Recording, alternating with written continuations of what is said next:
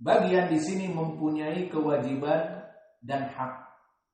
Maka maknanya atadri ma haqqullah 'alal ibad, tahukah kamu apa hak Allah atas hambanya? Maknanya kewajiban hamba kepada Allah.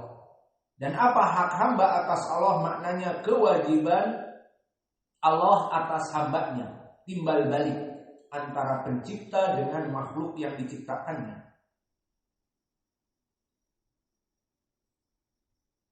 Maka berkata sahabat Mu'adz, Allah wa rasuluhu a'lam. Allah dan Rasulnya lah yang mengetahui. Lalu dijawab, qala haqqullah 'alal ibad, hak Allah atas hambanya, maknanya kewajiban hamba kepada Allah, an ya'buduhu wa la yusyriku bihi syai'a, perintah dari Allah yang harus dipenuhi adalah beribadah kepadanya tanpa menyekutukannya. Maknanya beribadah kepadanya ikhlas, tanpa mensyarikatkan dengan yang lainnya. Wa haqqul ibadi Allah, lalu kebalikannya, kewajiban Allah atas hambanya. Jadi ada kewajiban Allah juga atas hambanya, iya, hak hamba. Maksudnya bagaimana? Disebutkan alla yu'adziba man la yusyriku bihi syai'a. Kewajiban Allah atas hambanya, jika hamba-hambanya menyembah hanya kepada Allah secara tauhid, kewajiban Allah untuk tidak mengazab mereka di api neraka. Ini dia timbal balik kewajiban Allah dan kewajiban hambanya. Qultu ya Rasulullah afala ubashirun nas, wahai Rasulullah, bolehkah aku menyampaikan hadis ini kepada seluruh manusia? Karena apa? Karena hadis yang agung. Dikatakan oleh Nabi, la tubashirhum fayattakilu. Jangan sekarang disampaikan, nanti mereka akan bermudah-mudahan. Kita ambil faedah dari hadis ini setelah kita terjemahkan. Pertama, faedah yang bisa diambil adalah tawadhu'nya Nabi bersama para sahabat. Maka Nabi Muhammad di atas dari para raja yang pada zamannya adalah Kaisar Romawi dan Kekaisaran Farisi. Maka dua negara adidaya dan dua raja-raja yang agung itu di bawah Nabi Muhammad.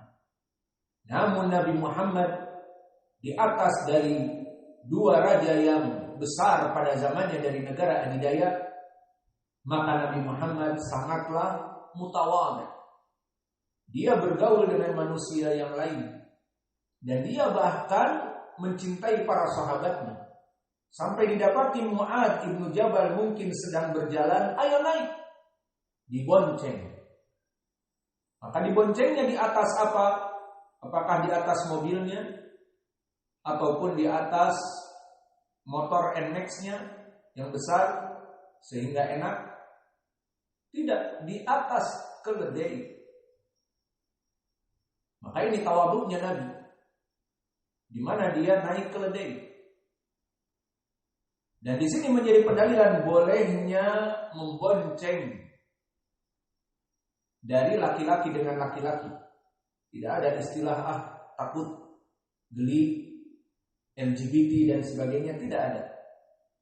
Maka boleh laki-laki membonceng laki-laki, dan juga boleh mengendarai himar. Maka himar boleh dinaiki dan boleh untuk dibawa memanggul barang. Seperti di dalam Al-Quran tentang al-Yahud, yahmilu asfar, kama salil himar yahmilu asfar. Mereka itu bagaikan keledai yang memanggul kitab-kitab, maksudnya belajar ilmu tetapi tidak mengamalkan. Maka boleh menjadikan keledai sebagai barang bawaan, membawa barang-barang, boleh. Dan boleh juga dinaiki dan dibonceng di atasnya, tentunya jika dia besar dan kuat. Kemudian faedah yang setelahnya dikatakan, ya Mu'ad, atadri ma haqqullah 'alal ibad? Tahukah kamu apa hak hamba atas Allah dan hak Allah atas hamba? Faedah di sini juga agung apa? Tentang pemberian ilmu dengan cara soal jawab. Dan itu yang sering kita lakukan kepada kalian. Biasanya yang jadi korban Hudzaifah, iya. Indah ya Hudzaifah. Sebelum kita berikan pelajaran, pertanyaan dulu. Maka ini adalah perkara dari sistem pengajaran Nabi. Kenapa? Karena di saat seseorang diberikan ilmu, kita berikan contoh hadis yang lain selain ini, bahwa Nabi banyak mengajarkan ilmu dengan sistem pertanyaan dan dijawab. Misalnya hadis tentang ghibah, diriwayatkan oleh Imam Muslim dari Aisyah, atadruna mal ghibah? Tahukah kamu tentang ghibah? Maka sama dijawab tidak diketahui, barulah dijawab, dikruka akhaka bima yakrah. Kamu menyebut di belakang saudaramu dari ucapan yang dibenci oleh saudaramu. Si fulan bla bla bla, si alan bla bla bla. Itu kalau didengar oleh orang yang tidak hadir pada saat itu, saudaranya akan marah. Nah, itulah ghibah. Poin pendalilannya, Nabi bisa saja memberikan definisi ghibah. Misalnya, wahai para sahabatku, ghibah adalah al-ghibah dzikruka akhaka bima yakrah. Bisa jadi Nabi seperti itu untuk memberitahukan ghibah. Namun kenapa dengan sistem pertanyaan? Agar membekas.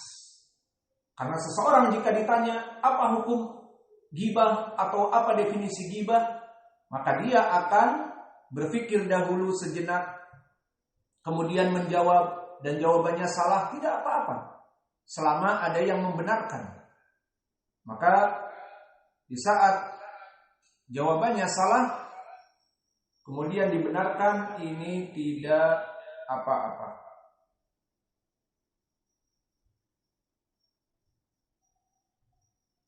Maka di dalam permasalahan ghibah ini contohnya, dan juga di contoh-contoh yang lain seperti hadis yang diriwayatkan oleh Imam Muslim dari Abi Hurairah, atadruna mal muflis?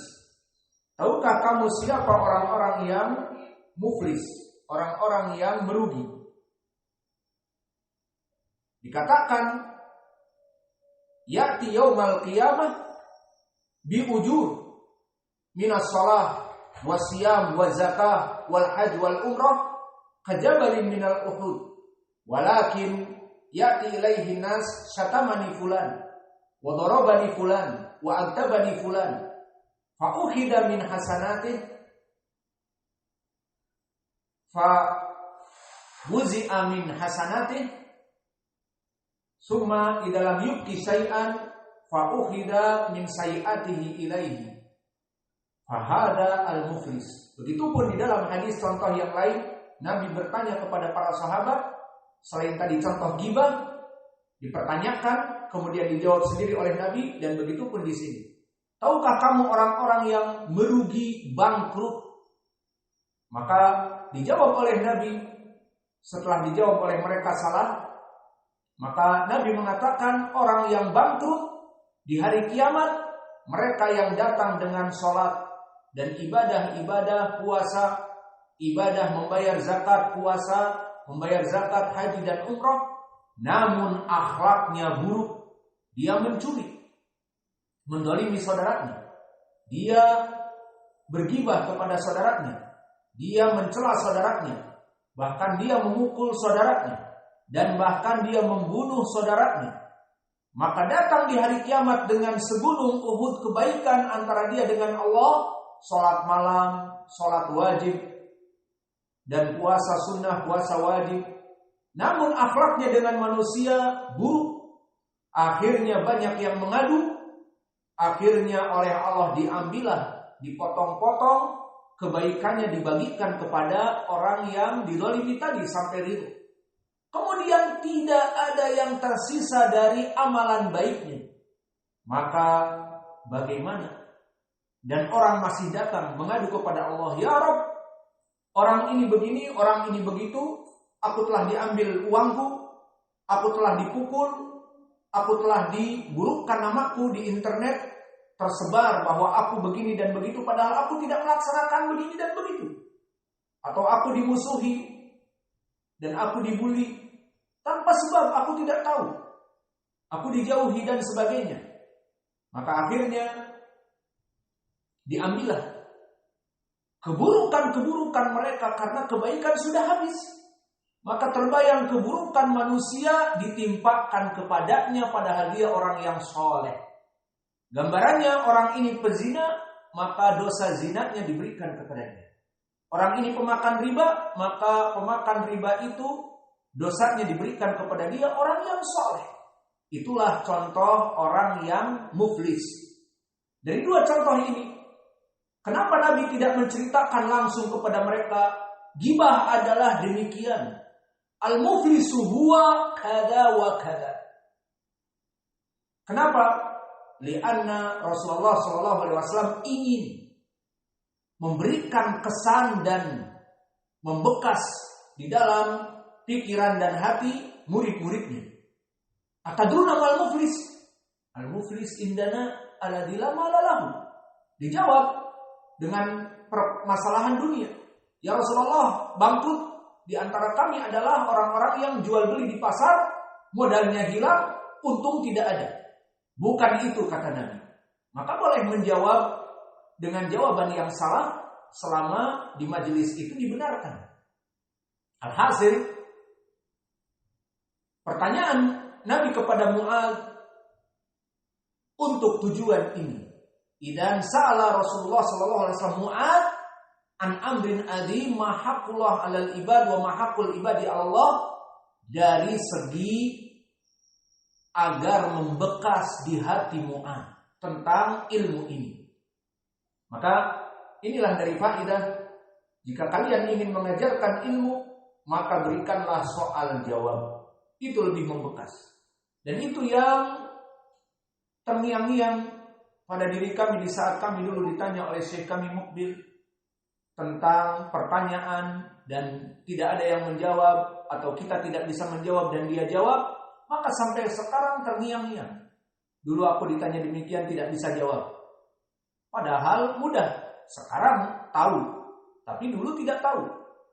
Maka ini perkara yang merupakan sunnah, yang mana seorang pengajar memberikan pertanyaan kepada muridnya agar muridnya lebih intibah, lebih perhatian. Dan ini adalah cara yang baik. Maka jika kalian ingin baik dalam segala perkara, ikutilah sunnah Nabi. Kalian sebagai pengajar ingin jadi pengajar yang baik, ikuti sunnah Nabi. Karena keumuman ayat wa ma atakumur rasul fakhudhuh, apa-apa yang datang dari Nabi ambillah. Dan di ayat yang lain, laqad kana lakum fi Rasulillah uswatun hasanah, telah ada pada Nabi Muhammad suri tauladan yang baik. Maka jika kamu menjadi seorang pengajar, seorang dai, seorang guru, bahkan guru umum, mengajar matematika, mengajar bahasa Inggris, mengajar geografi, maka berikan pula sistem seperti ini. Misalnya pertanyaan tentang apakah itu vektor di pelajaran misalnya matematik ataupun apa saja, apakah makna demikian dan demikian, maka ini akan lebih membekas. Maka di sini menjadi pendalilan bahwa Nabi Muhammad semua ada padanya suri tauladan. Kamu sebagai seorang dai ingin mengajari kepada santri-santrinya dengan baik dan benar, ikuti. Apa itu tadi? Tawadhu. Mengajari santri-santri kalian dengan penuh ketawaduan. Yang kedua, berikanlah soal jawab kepada mereka agar lebih membekas. Apalagi yang tidak bisa menjawab dipukul, iya, lebih membekas lagi. Membekas di hati, membekas di tangan. Alhasil seperti itu yang kita laksanakan. Yang tidak bisa menjawab dipukul pas ujian. Alhasil ini dia sistem Nabi. Lalu kembali kepada pertanyaan haqqullah 'alal ibad.